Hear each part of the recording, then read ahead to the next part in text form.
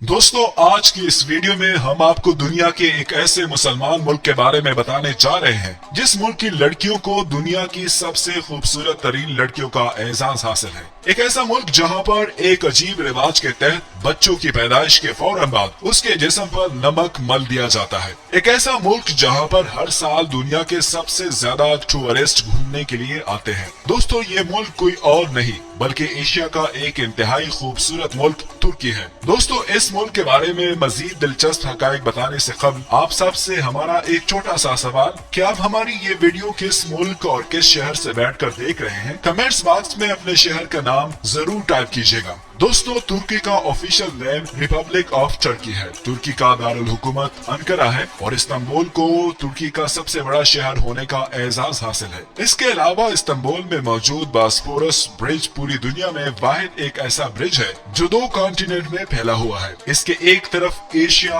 और दूसरी तरफ यूरोप वाक़ है। तुर्की में इस्तेमाल होने वाली करेंसी को लेरा कहा जाता है। तुर्की में मौजूद द ग्रैंड बाजार दुनिया का सबसे पुराना और सबसे बड़ा बाजार है। 2014 में पूरी दुनिया के सबसे ज्यादा टूरिस्ट भी यहाँ पर शॉपिंग करने के लिए आए थे। रकबे के लिहाज से तुर्की 36वें नंबर पे आता है। इसका रकबा तकरीबन 7,83,256 स्क्वायर किलोमीटर पर फैला हुआ है। इसकी कुल आबादी 8 करोड़ 5 लाख अफराद पर मुश्तमिल है। पॉपुलेशन के मामले में इस मुल्क का शुमार 19वें नंबर पर होता है। दोस्तों, तुर्की के लोगों की एक दिलचस्प और हैरानकुन बात यह है कि यहाँ जब भी कोई बच्चा पैदा होता है तो उसके पूरे जिस्म को नमक में लपेट दिया जाता है, क्योंकि इन लोगों का मानना है कि ऐसा करने से बच्चे को मुख्तलिफ बीमारियों से लड़ने में ताकत मिलती है। वाज़ेह रहे कि तुर्की दुनिया का छठा ऐसा मुल्क है जहां पर हर साल सबसे ज्यादा टूरिस्ट घूमने के लिए आते हैं। 2018 की एक रिपोर्ट के मुताबिक इस मुल्क में 70 मिलियन से ज्यादा टूरिस्ट घूमने आते हैं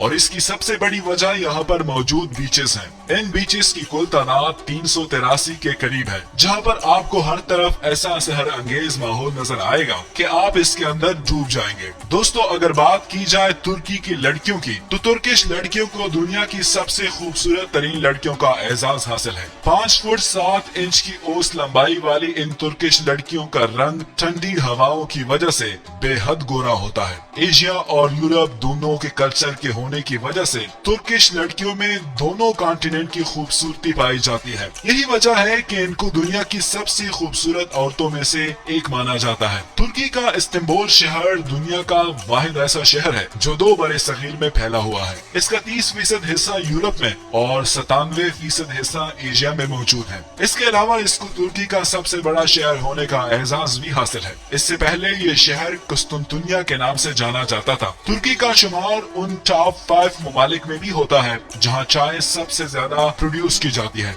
इसके अलावा तुर्की का हर शहरी रोजाना चाय के 10 से 12 कप पी जाता है। दोस्तों, हर मुल्क में वेलकम करने का तरीका अलग होता है। तुर्किश लोग जब किसी का इस्तकबाल करते हैं तो वो एक दूसरे का हाथ चूमते हैं। इन लोगों का मानना है कि ऐसा करने से एक दूसरे में प्यार बढ़ता है और रिश्तों में गहराइयां भी और बढ़ जाती है। दोस्तों, मिठाइयाँ खाने के दीवाने सिर्फ हम पाकिस्तानी लोग नहीं हैं, बल्कि तुर्किश लोग भी मिठाइयों के बेहद शौकीन होते हैं। तुर्किश लोगों का मानना है कि जिंदगी के हर काम का आगाज मिठाई से ही करना चाहिए।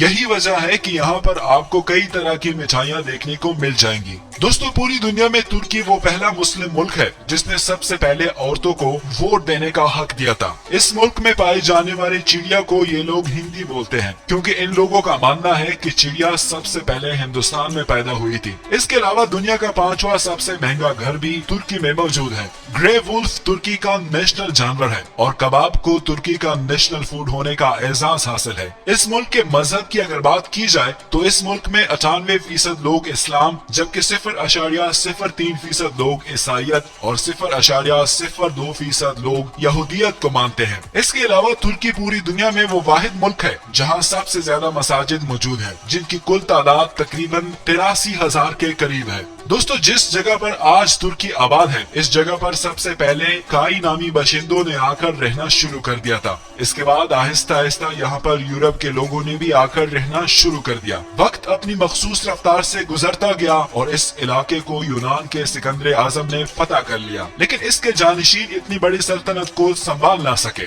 और इसके कुछ अरसा बाद रोमियो को उरूज हासिल हुआ और रोमियो ने पूरा अनातोलिया फतह करके इसे रोम का हिस्सा बना दिया। 7वें 15वीं सदी में मुसलमानों ने शाम और तुर्की को फतह कर लिया, जिसके नतीजे में रोमी सुल्तनत सिर्फ अनातोलिया के इलाकों तक महदूद होकर रह गई। 16वीं और 15वीं सदी में सल्तनत उस्मानिया एक पावरफुल सल्तनत बनकर उभरी। कहा जाता है कि अगर सल्तनत उस्मानिया 200 साल और कायम रह जाती तो आज पूरी दुनिया में तुर्की का झंडा लहरा रहा होता। दोस्तों, वो कहते हैं ना कि हर उरूज के बाद जवाल आता है, और इस जवाल के साथ ही सल्तनत उस्मानिया टूटकर बिखर गई। और जैसे ही सल्तनत उस्मानिया टूटी तो 40 ममालिक वजूद में आए। इन ममालिक में से एक मुल्क तुर्की भी था, और यूं 135 साल सल्तनत उस्मानिया का खात्मा हुआ।